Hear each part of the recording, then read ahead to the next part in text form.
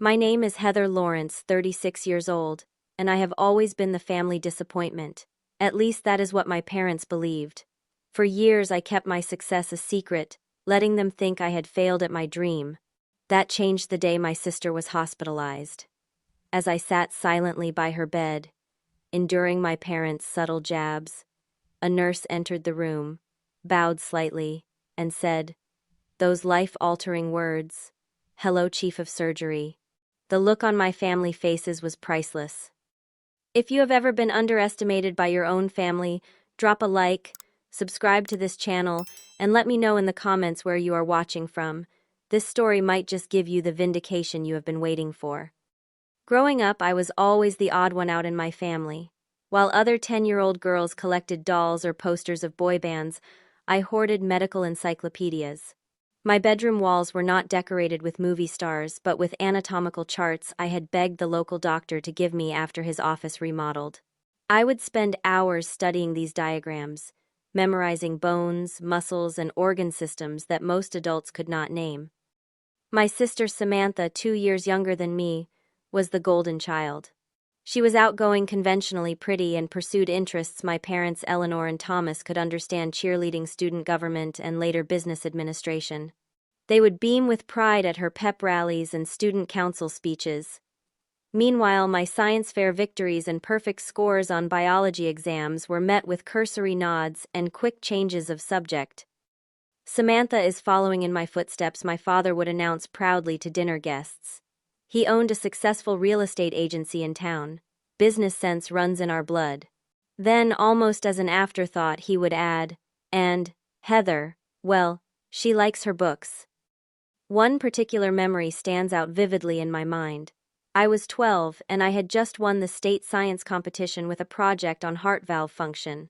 Instead of attending my award ceremony, my parents took Samantha shopping for a new outfit for her middle school dance. My grandmother Barbara drove me instead.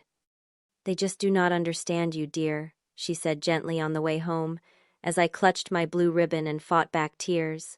Sometimes the brightest lights cast the longest shadows. I did not fully understand what she meant then, but her words stayed with me. The Christmas I turned 16 was when the pattern of favoritism became impossible to ignore. As we sat around the dinner table, my father asked about our future plans, a tradition in our family. I want to be a surgeon, I announced confidently. Cardiothoracic specifically. The silence that followed was broken by my father chuckling. A surgeon. Do you have any idea how competitive medical school is? How many years of training that would take? How much that would cost us? He shook his head, exchanging a look with my mother. Maybe aim for something more realistic. Nursing is a fine profession. Samantha piped up, I want to major in business and join Dad's company, and the table erupted in enthusiastic approval. Now that is a solid plan, my mother beamed. Later that night, I overheard them talking in the kitchen. Heather always has her head in the clouds, my father sighed. She does not understand the real world. She will grow out of it, my mother assured him. Not everyone can be as practical as Samantha. The comparison was constant. Samantha got straight, as in subjects they valued. I got straight, as in subjects they dismissed. Samantha dated the quarterback. I stayed late for science club. Samantha planned for business school. I researched medical school requirements. The summer before college, I worked 3 jobs to save money. I knew that despite my parents' comfortable financial situation, I would largely be on my own. Each time I brought up pre-med courses, my mother would redirect the conversation to more sensible options.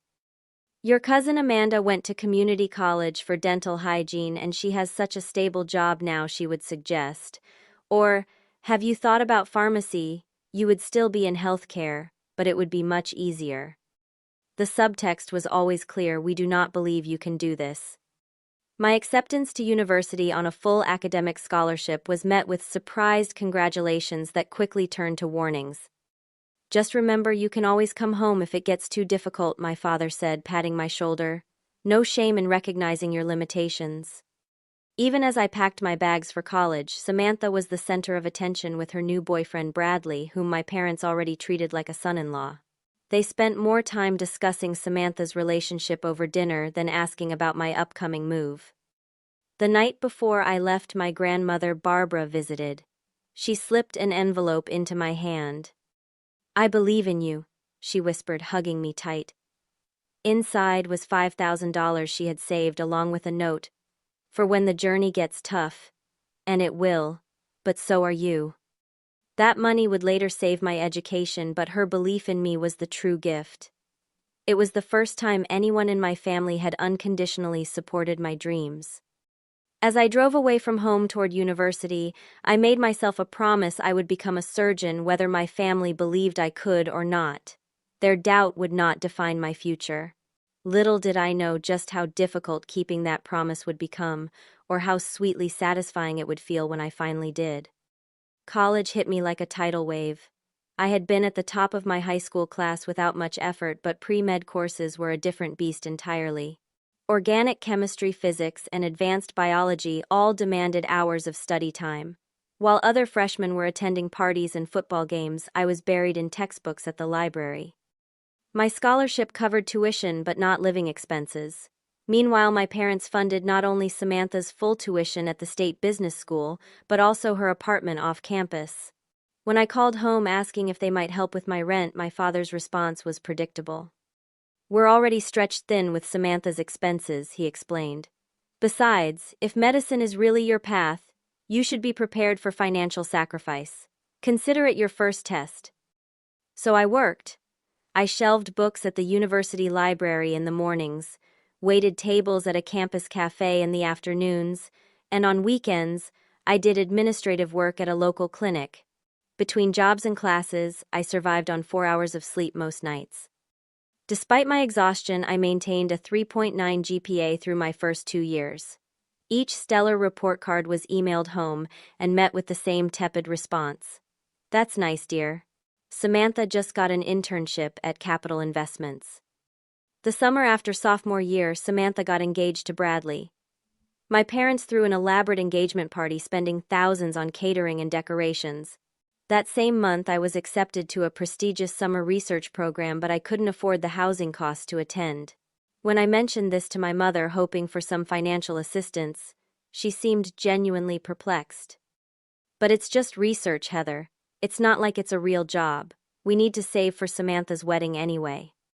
I watched from afar on social media as they planned Samantha's dream wedding.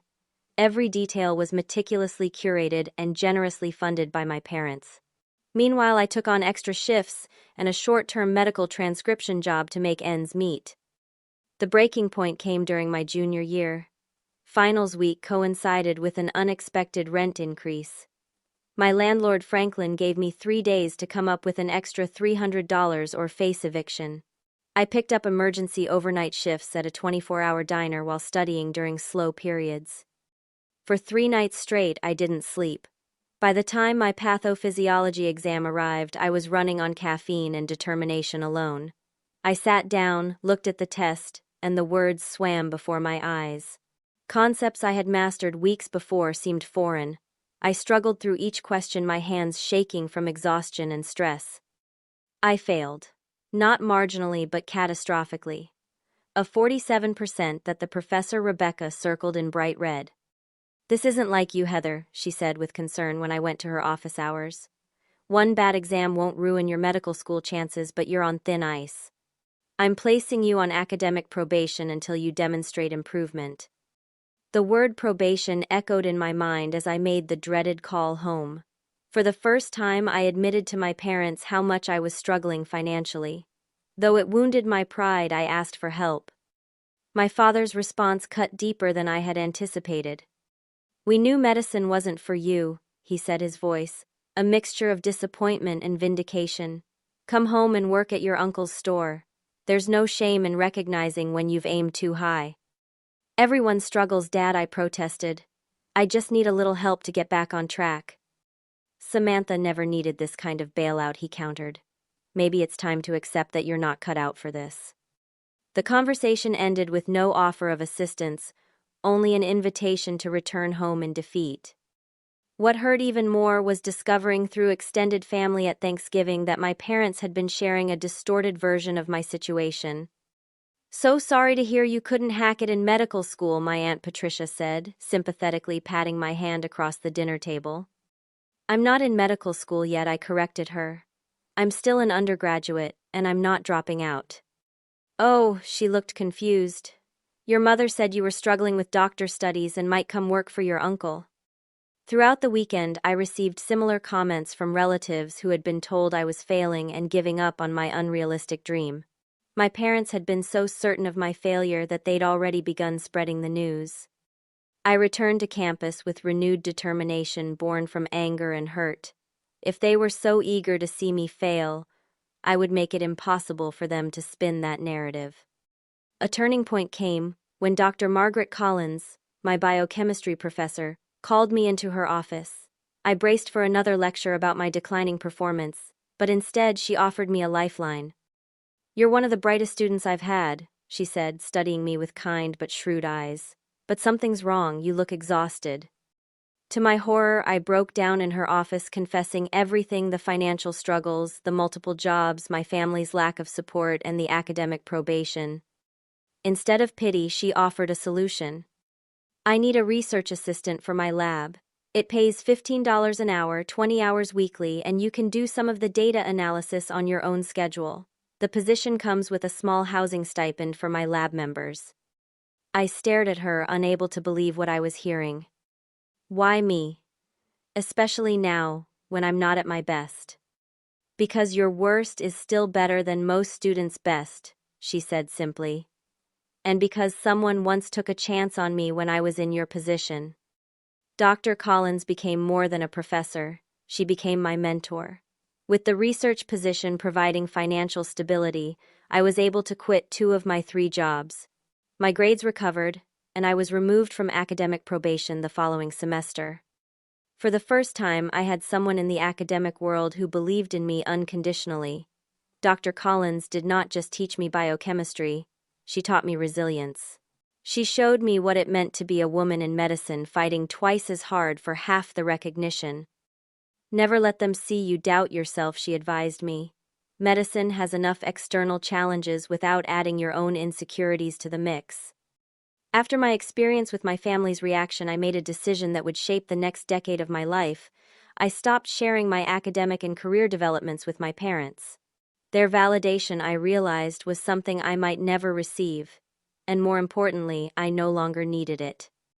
With Dr. Collins' mentorship, my academic career took a dramatic upward turn.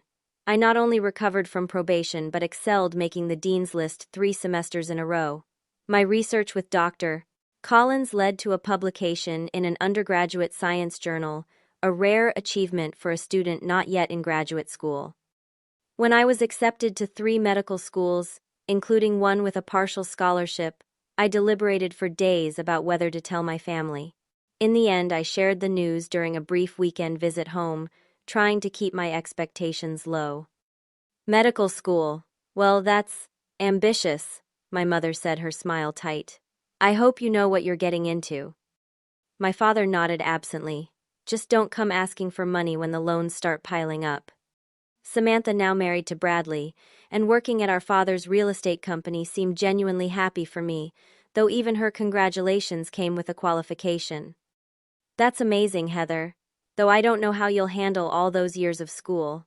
I'm already settled with a career and a husband, and you're just starting." The implication was clear: her path was the successful one, while mine was a delayed journey to adulthood. My medical school graduation 4 years later coincided with Samantha's baby shower for her first child. Despite explaining months in advance that I couldn't miss my own graduation, my mother called the night before, guilt-tripping me. "Samantha is so disappointed. This is the most important day of her life and her own sister won't be there." I bit back the retort that my graduation was the most important day of my life. Instead, I simply said, "I'm sorry to miss it. Please give her my love." My parents did attend my graduation, but they seemed uncomfortable among the proud families cheering enthusiastically for their graduates. They clapped politely when my name was called, but there were no tears of joy or boisterous celebrations. At dinner afterward, my father asked more questions about my student loan debt than my accomplishments or future plans. My mother spent most of the meal showing photos of Samantha's ultrasound to our server Rachel. 2 months later, I missed Samantha's baby shower for a critical residency interview at Massachusetts General Hospital. When I called to explain, my mother was furious. "Your sister needed you today, and you chose your hobby over family," she snapped. "It's not a hobby, Mom. It's my career," I said, trying to keep my voice steady. "This residency could determine the next 5 years of my life." "Well, Samantha has a real job and is starting a family. Those are actual accomplishments." I ended the call before saying something I might regret, but the message was clear: no matter what I achieved, it would never be valued in their eyes. Residency was brutal in ways I hadn't anticipated. The 100-hour work weeks, the sleep deprivation, the emotional toll of losing patients despite your best efforts all tested my resolve daily. The hospital hierarchy was rigid and often unforgiving, especially to female residents who were held to higher standards than their male counterparts. In this challenging environment, I found an unexpected ally in nurse Stephanie Wilson.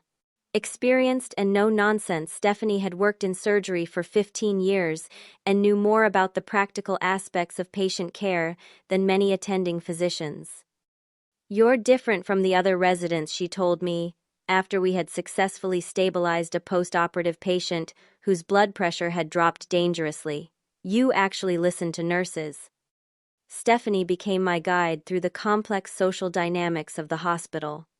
She warned me about which attendings held grudges, which administrators played politics, and which colleagues couldn't be trusted. Her insights were invaluable as I navigated the competitive residency program. During my second year of residency, I met Dr. William Taylor, a brilliant neurosurgeon who shared my passion for research. Our friendship blossomed into romance, the first serious relationship I'd allowed myself since starting medical school. For a few months, I experienced what it felt like to have both professional drive and personal happiness. But the demands of residency took their toll. As I progressed, earning more responsibilities and working on more complex cases, the little free time I had evaporated. William grew increasingly frustrated with canceled dates and my exhaustion on the rare nights we did spend together. "There's more to life than surgery, Heather," he said during our final argument. "I need someone with more balance." The breakup stung, but I understood his perspective. I had chosen a path that demanded total commitment, at least during these training years. While other women my age were building families, I was building a career that left little room for anything else. When I called Samantha for comfort after the breakup, her response was predictably insensitive. "Maybe this is a wake-up call," she suggested. "You're 31, Heather. Your biological clock is ticking. Maybe it's time to focus on finding a husband instead of spending all your time at the hospital." I didn't bother explaining that I loved my work, that surgery gave me a fulfillment I hadn't found in any relationship.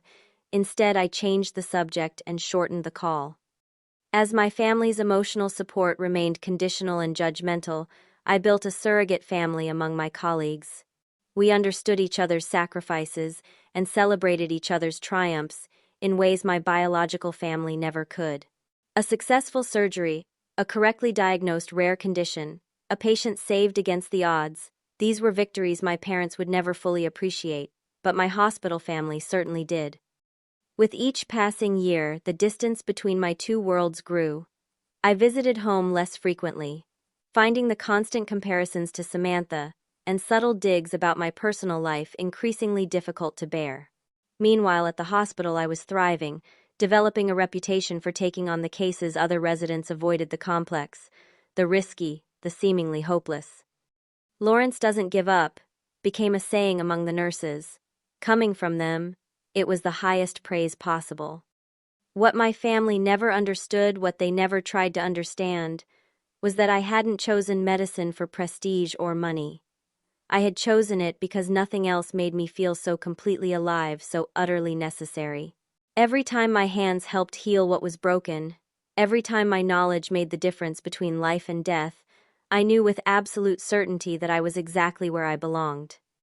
By the final year of my surgical residency, I had developed a specialty in reconstructive vascular procedures, particularly in trauma cases. My research on improving blood flow restoration after severe injuries caught the attention of the surgical community, resulting in my first major publication in the Journal of Trauma Surgery.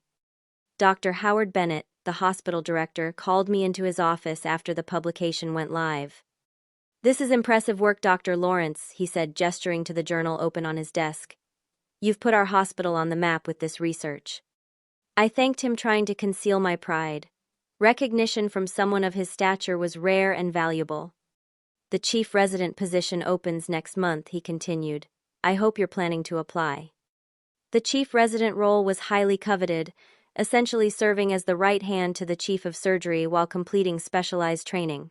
It typically went to residents with family connections or graduates from the most prestigious medical schools, neither of which described me. My main competition was Dr. Jacqueline Adams, a fifth-generation physician whose grandfather had a wing named after him at Johns Hopkins. Jacqueline made no secret of considering the position her birthright. My father was chief resident here, and his father before him she mentioned frequently during rounds, always within earshot of attending physicians. It's a family tradition. Jacqueline came from the world my parents had always wanted for me: old money, social connections, and effortless privilege. Her surgical skills were solid but unremarkable. What she lacked in innovation she made up for in political savvy, always knowing exactly whose ego needed stroking. The competition between us remained professional but tense until the Mitchell case. 64-year-old Gerald Mitchell was admitted with a ruptured abdominal aortic aneurysm, a condition with a high mortality rate even under the best circumstances. Both Jacqueline and I were on call that night. I arrived at the emergency room first and began assessment and stabilization. Minutes later, Jacqueline appeared and tried to take over. "I'll handle this one," she said, already reaching for the chart. My father pioneered a technique for this exact scenario. Standard protocol dictated that the first responding resident maintained primary responsibility unless they requested assistance. I stood my ground. "I've already established rapport with the patient and begun treatment. I'll continue as primary, but you're welcome to assist." Her eyes narrowed, but with nurses watching, she had no choice but to accept. During surgery prep, I noticed something alarming. The blood type on Mitchell's chart had been changed from AB negative to A positive. With the wrong blood type, transfusion during surgery would kill him. I immediately called for verification with the lab and discovered the original typing was correct. The change had been made just minutes before surgery, while Jacqueline had been reviewing the chart. There was no definitive proof she had altered it, but the timing was suspicious. If the patient had died during my surgery due to an incompatible transfusion, my career would have been over. When I confronted her privately, she displayed only cool indifference. "Clerical errors happen all the time, Lawrence. Perhaps you should focus more on your surgical technique and less on administrative oversights." The Mitchell surgery became my defining case. For 7 hours, I worked to repair the damaged aorta while managing dangerous drops in blood pressure and cardiac complications. The attending surgeon, Dr. Richard Mason, who had planned to lead instead, stepped back and allowed me to direct the procedure, intervening only with occasional guidance. When Mitchell not only survived but recovered with minimal complications, Dr. Mason publicly commended my work during morning rounds. "Dr. Lawrence demonstrated exemplary judgment and technique in the Mitchell case," he announced to the assembled team. Her quick identification of the blood type discrepancy potentially saved the patient's life before surgery even began. I noticed Dr. Howard standing at the back of the group, listening intently. 2 weeks later, I was named chief resident over Jacqueline, whose family connections and veiled threats of donor withdrawal could not overcome the growing recognition of my skills. The night I received the news, I called my parents, breaking my usual rule about sharing career developments. For once, I thought they might be proud. "Chief resident. Is that like a promotion?" my father asked vaguely. "It's a significant honor," I explained. "Only one resident is selected each year." "Well, that's nice, dear," my mother said. "Did we tell you Samantha's been asked to join the country club board, youngest member ever selected?" The familiar sting of dismissal had lost some of its power over the years. I changed the subject, asking about my niece Emma's dance recital. and silently accepted that some dynamics would never change. My personal life had become nearly non-existent. Dates were rare and relationships rarer still. My last attempt at romance had ended when Marcus, an architect I'd been seeing for 3 months, grew tired of my unpredictable schedule.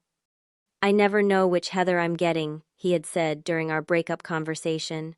"The exhausted one who falls asleep during dinner, or the distracted one checking her phone for hospital updates." I couldn't argue with his assessment. Surgery demanded a singular focus that left little energy for nurturing relationships. While I sometimes felt the absence of partnership, particularly on the rare quiet evenings at home, I never regretted my choice. The operating room provided a clarity and purpose I hadn't found elsewhere. Stephanie, now the head surgical nurse and my closest friend, was the only one who truly understood. "Some people aren't meant for conventional happiness," she told me during a rare coffee break. "They're meant for extraordinary impact." The most unexpected development came near the end of my chief resident year, when Dr. Howard called me into his office again. The current chief of surgery, Dr.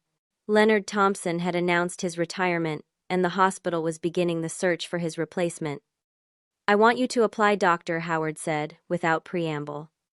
I stared at him in disbelief. "I'm still completing my residency. The position typically goes to surgeons with at least 15 years of experience." "Typically, yes. But your research is bringing in grants and recognition. Your patient outcomes are the best in the department. The board is interested in someone who can modernize our approach and bring fresh perspectives." "Dr. Adams would have a conniption," I said before I could stop myself. Dr. Howard actually smiled. "Dr. Adams doesn't have your talent, and the board knows it. At least consider applying." The application process was grueling. I submitted my surgical case history, research publications, and vision for the department. Multiple interviews followed, including a particularly intense session with the hospital board, where I was grilled on everything from budgetary management to handling personnel conflicts. Throughout this process, doubts crept in. Was I reaching too high too soon? What if I wasn't ready? The voice in my head sounded suspiciously like my father's. During my final interview, Dr. Thompson himself asked the question that cut to the heart of my insecurities. "You're remarkably young for this position, Dr. Lawrence. Many excellent surgeons with decades more experience have applied. Why should we choose you over them?" I took a breath and answered honestly. "Because I've never had the luxury of coasting on reputation or connections. Every opportunity I've earned has come through demonstrable excellence and innovation. I've developed techniques that reduce mortality in vascular trauma by 22%. I've brought in research funding that exceeds the department's previous 5-year total. And I've done it all while being told repeatedly that I was aiming too high." He studied me for a long moment before nodding. "Sometimes the old guard needs to be reminded why we entered medicine in the first place. Your passion is refreshing." 3 weeks of anxious waiting followed. I threw myself into work, performing surgeries by day and revising research papers by night, anything to keep my mind occupied. When the email finally came, I was in the doctor's lounge between cases. "We are pleased to offer you the position of Chief of Surgery effective following Dr. Thompson's retirement next month." I read it 3 times to be sure, then sat down hard on the nearest chair, overwhelmed by a complex mixture of vindication, pride, and sheer disbelief. At 35, I had become the youngest chief of surgery in the hospital's 120-year history and one of the few women to hold the position. As congratulations poured in from colleagues and the news spread through medical circles, I made a decision that surprised even me. I would not tell my family. After years of dismissal and minimization, after having every achievement compared unfavorably to Samantha's conventional life choices, I wanted this triumph to remain unsullied by their inevitable, underwhelming response. This was mine, earned through sacrifice and persistence they had never understood or supported. For once, I would not seek the validation they had always withheld. The transition to chief of surgery brought challenges I hadn't anticipated. Administrative duties consumed time I would have preferred to spend in the operating room. Department politics required careful navigation, particularly with older surgeons who resented taking direction from someone they viewed as inexperienced. Dr. Jacqueline Adams, who had remained as an attending surgeon, became my most vocal critic, questioning my decisions in staff meetings and subtly undermining my authority whenever possible. "This is how we've always done things," became her mantra whenever I proposed changes. Despite the resistance, I gradually implemented improvements, streamlined pre-surgical protocols that reduced preparation time, new sterilization procedures that lowered infection rates, and a mentorship program pairing experienced surgeons with promising residents. The results spoke for themselves.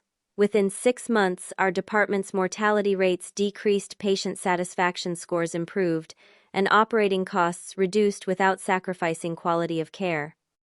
My schedule grew even more demanding. Early mornings began with administrative meetings, followed by surgeries, teaching rounds with residents' research supervision, and late evenings catching up on paperwork. Most nights I slept on the cot in my office rather than making the 30-minute drive home. Months passed with minimal contact with my family.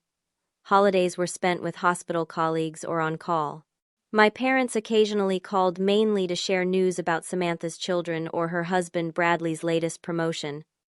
I learned to deflect questions about my own life with vague assurances that work was going well. They never pressed for details, seemingly content with the assumption that I was still just a surgeon among many at some hospital, as my father referred to it. In medical circles, however, my reputation continued to grow. I was invited to speak at conferences, contribute to textbooks, and consult on complex cases at other hospitals. A profile in the American Journal of Surgery highlighted my innovative approaches to vascular reconstruction and department management, dubbing me the future of surgical leadership. None of this registered with my family, who moved in social and professional worlds entirely separate from medicine. I maintained my silence about my position, finding a peculiar satisfaction in their obliviousness.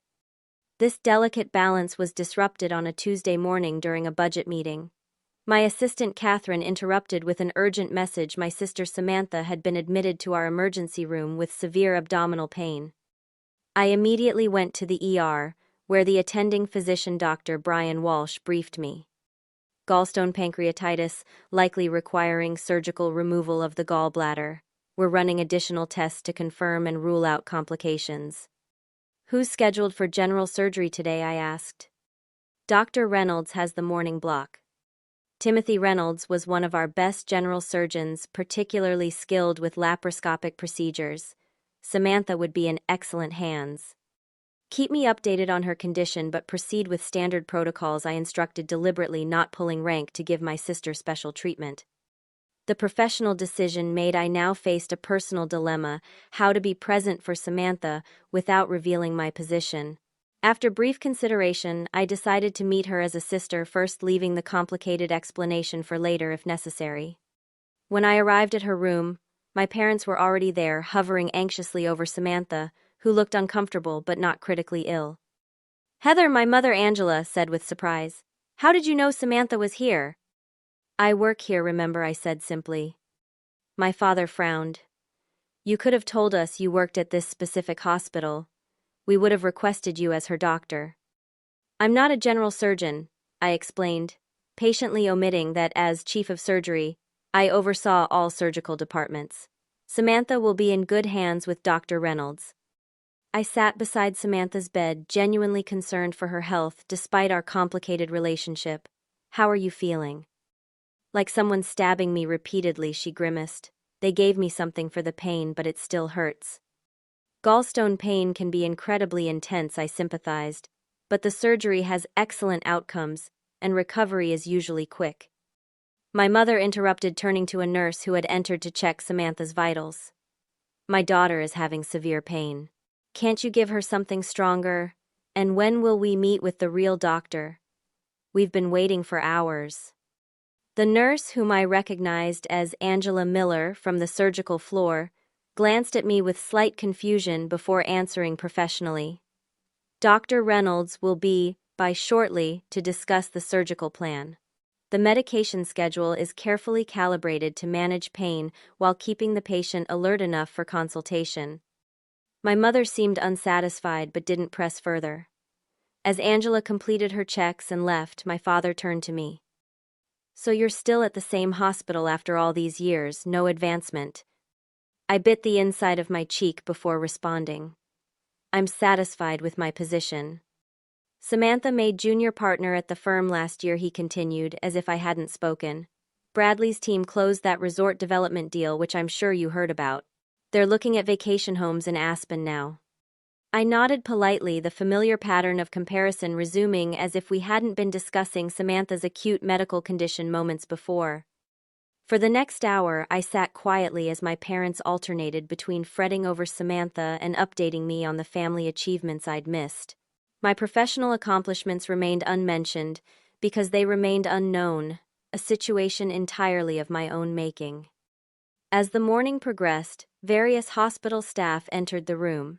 Each interaction brought a moment of tension as I wondered if they would address me by my title. Fortunately, most recognized the family situation and maintained professional discretion, though I noticed confused glances when my parents referred to me simply as our other daughter or Samantha's sister. Dr. Reynolds arrived for the pre-surgical consultation, a folder of scan results in hand. He stopped short upon seeing me. Dr. Law. Heather. I didn't realize the patient was your sister. Just coincidence, I said smoothly. Please proceed as you normally would. He nodded, understanding the subtext, and turned to Samantha and my parents. I'm Dr. Reynolds. I'll be performing your laparoscopic cholecystectomy, the removal of your gallbladder. As he explained the procedure risks and recovery process, my mother interrupted several times with questions that betrayed her anxiety. Dr. Reynolds handled each with patience, though I could see him glancing at me occasionally, perhaps wondering why I wasn't providing more context to my family. The tension in the room was building. Several nurses had now seen me, and word would be spreading through the hospital that the chief of surgery's sister was admitted. It was only a matter of time before someone inadvertently revealed what I had kept hidden for nearly a year. Part of me wanted to continue the charade to maintain the protective distance I'd established between my professional success and my family's perception.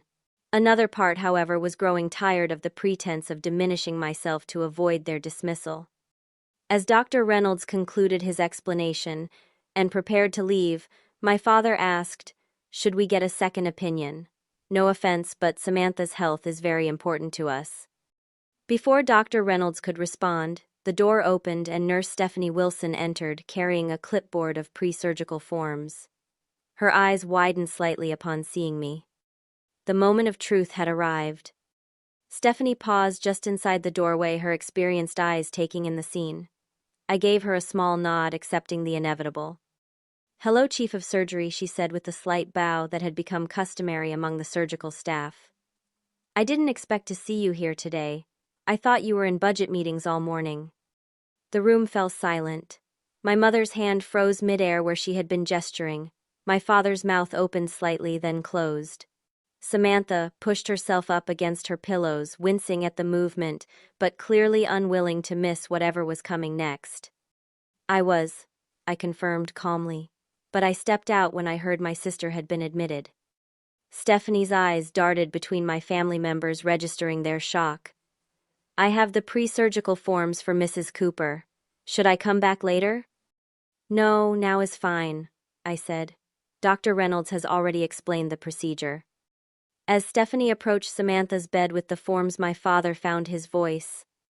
"What did she call you?" he demanded, his tone suggesting he must have misheard. I met his gaze steadily. "Chief of Surgery. That's my position here."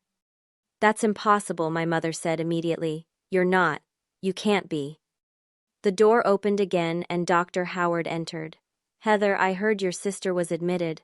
I wanted to check if you needed anything." He nodded politely to my parents. "Mr. and Mrs. Lawrence, I presume I'm Robert Howard, Hospital Director. Your daughter runs an exceptional surgical department." My father stood abruptly. "There must be some mistake. Heather is just a surgeon here." Dr. Howard looked confused. "No mistake.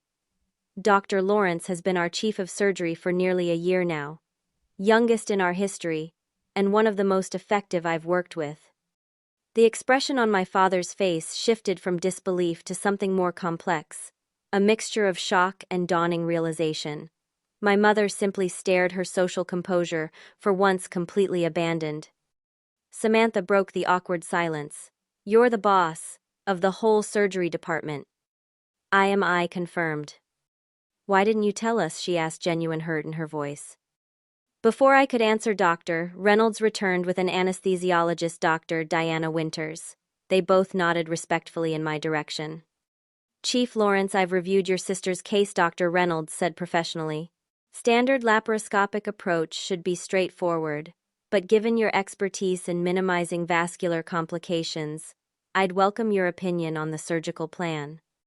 This was standard procedure, the chief reviewing complex or personally significant cases, but in this context it highlighted the authority I wielded. "Your approach sounds appropriate," I said after reviewing the scan results he offered. "Let's proceed as discussed." My father, always quick to recover in social situations, attempted damage control. "Of course we knew Heather was doing well in her career," he said to Dr. Howard. "We've always supported her ambitions. It's just been a while since we discussed the details of her position." Dr. Howard smiled politely, but didn't engage further, excusing himself to attend to other matters. As he left, more hospital staff arrived to prepare Samantha for surgery, each addressing me with the deference accorded to my position. "Dr. Lawrence, Radiology sent up the additional contrast images you requested. Chief, the board wants to confirm you'll still make the 4 o'clock strategic planning meeting." "Dr. Lawrence, should we proceed with the scheduled observation for the surgical residents, or would you prefer to postpone given the personal circumstances?" With each interaction, my parents' expressions grew more stunned. The reality of my position was becoming undeniable, illustrated not just in words, but in the way the entire department functioned around my authority. As the room briefly emptied between preparations, my father attempted to regain his footing. "Why would you keep this from us?" he asked, his tone accusatory despite the circumstances. "This is the kind of thing parents should know." I considered deflecting, offering some polite fiction about assuming they knew, or meaning to tell them eventually. Instead, I chose honesty. "Because nothing I've ever accomplished has been good enough for you," I said quietly. "Every achievement has been compared to Samantha's and found wanting. I got tired of offering up my successes for dismissal." "That's not true," my mother protested weakly. "We've always been proud of you." "Have you?" I asked. "When I made chief resident, you changed the subject to Samantha's country club position. When I published research that changed surgical protocols nationwide, you asked when I was going to find a husband. At a certain point, I stopped setting myself up for disappointment." My father, never comfortable with direct emotional confrontation, shifted to practical matters. "Well, this position must come with a significant salary.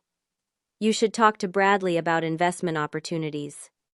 Even now, he couldn't simply acknowledge the achievement. I felt a strange sense of validation, the familiar dismissal confirming that my decision to keep my success private had been justified. Samantha, surprisingly, was the only one who offered genuine recognition. "This is incredible, Heather," she said, reaching for my hand. "I had no idea you were so important." The orderlies arrived to transport Samantha to pre-op. As they prepared to move her, she held my hand tighter. "Will you check on me after surgery?" she asked, vulnerability replacing her usual confidence. "Of course," I assured her. "I'll be monitoring everything closely." As they wheeled her out, my parents seemed uncertain whether to follow or stay and continue the conversation. My father checked his watch. "The surgery will take, an hour or two? We should get some coffee." "Actually," I said, "I'll be observing from the surgical gallery. You're welcome to wait in the family lounge on the 3rd floor. The volunteers there can keep you updated." "You can just watch your sister's surgery?" my mother asked, still processing the scope of my authority. "I can observe any surgery in this hospital," I confirmed. "It's part of my responsibility to maintain quality standards across all procedures." They exchanged glances, decades of assumptions visibly crumbling between them. "We'll wait in the lounge," my father finally said, "but we should talk more after Samantha's out of surgery." I nodded agreement, though I suspected any conversation would follow the same patterns established over decades, no matter what title preceded my name. As they left, Stephanie lingered behind. "That was quite a revelation," she commented. "Are you okay?" I considered the question seriously. You know what's strange? I thought I'd feel more satisfaction seeing their shock, but mostly I just feel validated. Like the story I've been telling myself about their inability to recognize my worth wasn't just in my head. "Families are complicated," she said, squeezing my shoulder. "But for what it's worth, the rest of us around here think you're pretty remarkable." I smiled at my friend, grateful for her perspective. Let's make sure my sister gets the best care possible. That's what really matters today. As I walked toward the observation gallery, my phone buzzed with messages from the administrative staff, the research team, and surgical residents with questions that wouldn't wait. Chief of surgery was more than a title. It was a constant responsibility, one that continued even as personal dramas unfolded. I responded to each message, efficiently compartmentalizing, as surgeons are trained to do. My family's revelation would be processed later. For now, I had a department to run and a sister to heal. From the observation gallery, I watched Dr. Reynolds perform Samantha's surgery with precision and skill. The procedure went smoothly, the gallbladder removed through small laparoscopic incisions that would heal with minimal scarring. Throughout the operation, I found myself in the unusual position of being both a medical professional, analyzing surgical technique, and a sister concerned for a loved one's well-being.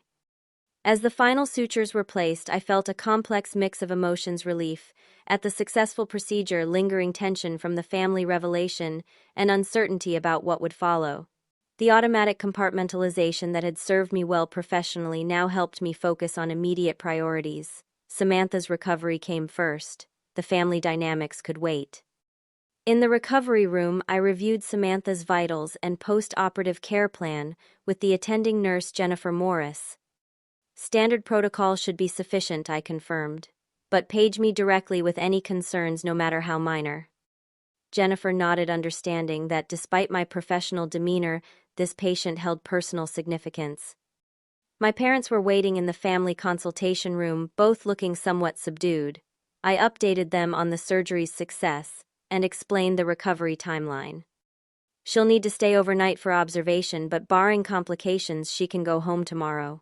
Complete recovery takes about a week, though. She should avoid strenuous activity for several weeks." My mother nodded, her earlier shock now replaced with the practical concern of a parent. "We'll help with the children while she recovers. Bradley can't possibly manage everything himself." "That would be helpful for her," I agreed. "The most important thing is giving her body time to heal properly." An awkward silence followed the revelation of my position still hanging between us. My father cleared his throat. "So, Chief of Surgery, that's quite an achievement. How long have you held this position?" "Almost a year," I said. "I was appointed after Dr. Thompson retired."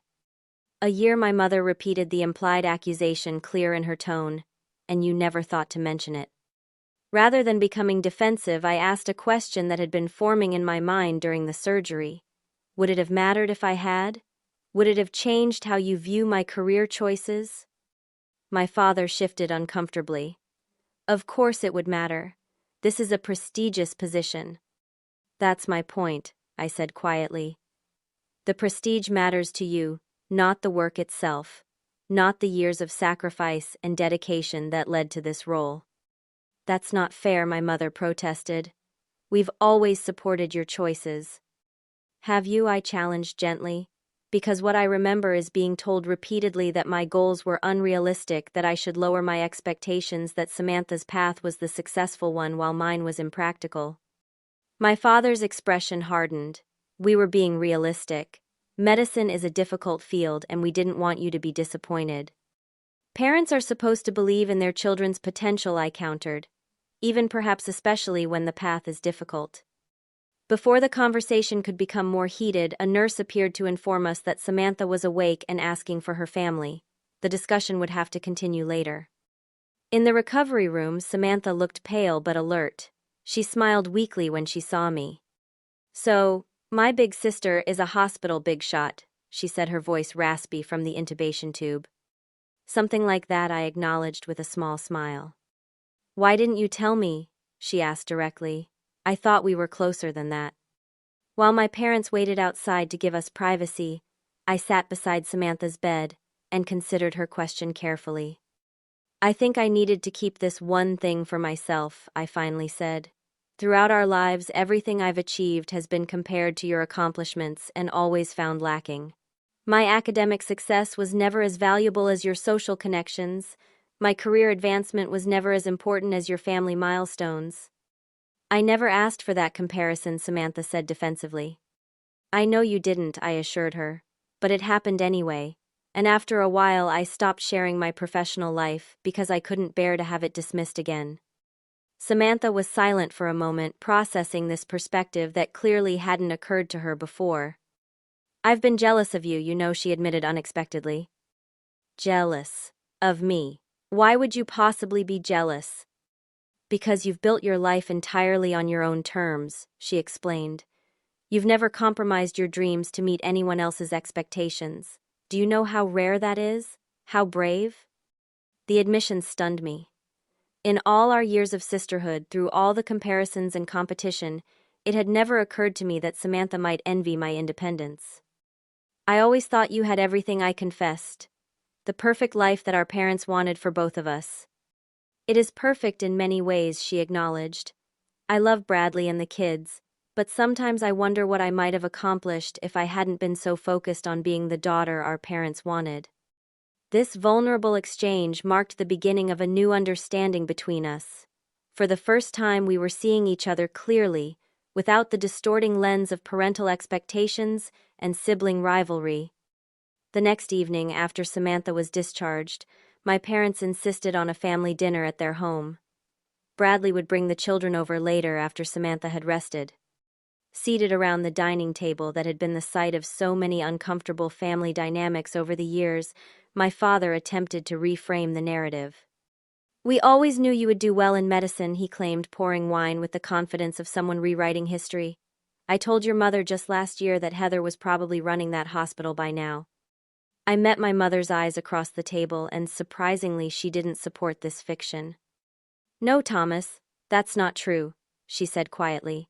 We never gave Heather the credit she deserved. We should at least be honest about that. Her unexpected honesty created an opening for genuine conversation. Why was it so hard to believe in me? I asked, the question that had lingered for decades finally voiced directly. My father looked uncomfortable but answered nonetheless. Your dreams seemed so improbable. Medicine is an elite field and we come from practical people. I suppose we were protecting ourselves from disappointment as much as you. We understood Samantha's ambitions, my mother added. They were familiar, comfortable. Yours took you into a world we couldn't navigate or influence. That was frightening. So you prepared for my failure instead of supporting my success. I summarized, not accusingly but seeking clarity.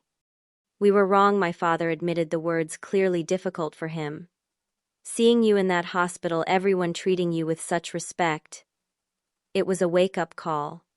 We've been wrong for a very long time. This acknowledgement, however belated, felt significant. Not an eraser of past hurts, but perhaps the beginning of a more honest relationship. Over the following months, as Samantha recovered fully, and life returned to normal routines, subtle shifts occurred in our family dynamic. My parents began asking specific questions about my work, actually listening to the answers. They framed a copy of the magazine profile about my surgical innovations and displayed it prominently in their living room. These gestures, while meaningful, couldn't erase decades of dismissal. The foundation of our relationship had been built on shaky ground, and rebuilding required more than polite interest in my career. The real breakthrough came 6 months later when I was scheduled to receive the American College of Surgeons Innovation Award. Without expectation, I sent my family invitations to the ceremony. To my surprise, they not only attended but arrived early, dressed formally, and carrying flowers. Throughout the evening, as colleagues and peers approached to congratulate me, my parents listened attentively to discussions of my work, visibly processing the respect I commanded in my field. During the reception afterward, my father awkwardly approached me. I don't understand half of what your colleagues were saying about vascular reconstruction techniques, he admitted. But I understand that you've changed how surgeons save lives. That matters more than any real estate deal I've ever closed. Coming from him, this was monumental. Later that evening, as the event wound down, my mother took my hand. I'm sorry we couldn't see what was right in front of us all these years. You never needed our validation, but you deserved it nonetheless. I did need it, I corrected gently. Every child needs their parents' belief, but I learned to find that validation elsewhere, and maybe that made me stronger in the end. We were not magically transformed into a perfect family. Decades of established patterns couldn't be undone in months. My parents still occasionally slipped into old habits of comparison, and I sometimes maintained professional distance out of ingrained self-protection. But we were learning a new way to relate to each other, one based on who we actually were rather than who they had expected me to be. Samantha and I developed a more authentic sisterhood, supporting each other's choices without the competitive undertone that had characterized our relationship for so long. The most profound change, however, was internal. Standing in my truth had liberated me from seeking approval I had never received. My success wasn't about proving my parents wrong. It was about being exactly who I was meant to be, regardless of recognition. The morning after receiving the Innovation Award, I performed a particularly challenging vascular repair on a trauma patient. As my hands moved with practiced precision, saving a life that might otherwise have been lost, I felt the pure satisfaction that had driven me from the beginning. This, not titles or family validation, was why I had persisted despite every obstacle. Success isn't measured by proving doubters wrong, but by the lives changed through doing what you love with excellence. In my case, that meant literal lives saved on the operating table. For others, it might mean creating art-building businesses, raising children, or countless other pursuits. The true victory isn't in the moment of revelation, satisfying though that may be. It's in the quiet dignity of pursuing excellence when no one is watching, of becoming extraordinary through consistent dedication to your unique path. Have you ever been underestimated by those who should have believed in you most? How did you respond? Did you try to prove them wrong, or did you simply continue forward on your own terms? Share your story in the comments below, and remember to like, subscribe, and share this video if it resonated with you. Sometimes the greatest gift we can give each other is the reminder that we're not alone in these deeply human experiences. Thank you for listening to my story, and may you find the courage to stand in your truth, whatever that may be.